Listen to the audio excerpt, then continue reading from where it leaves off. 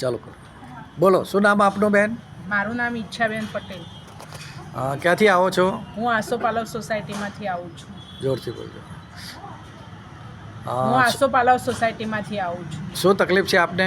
મને ઢીંચણમાં અને કમરમાં તકલીફ હતી અને હાથના શોલ્ડરની પણ તકલીફ હતી. કેટલા ટાઈમથી તકલીફ હતી બધી? કમરની તો લગભગ 20-25 વર્ષથી દુખાવો થતો હતો કમરમાં. અને ઢીંચણની હમણાં 1 મહિનાથી દુખાવો થતો હતો.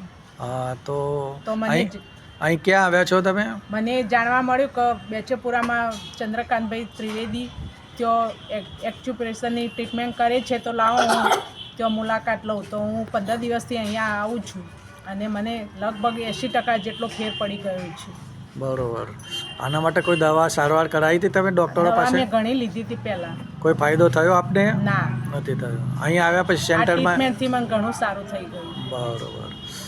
તો શું સંદેશો આપો છો લોકોને તમે? હું બધાને એવું કહું છું કે તમે ચંદ્રકાંતભાઈ ત્રિવેદીને ત્યાં આવો અને એક્યુપ્રેશરની ટ્રીટમેન્ટ તમે ચાલુ કરો. ઓકે, ધન્યવાદ.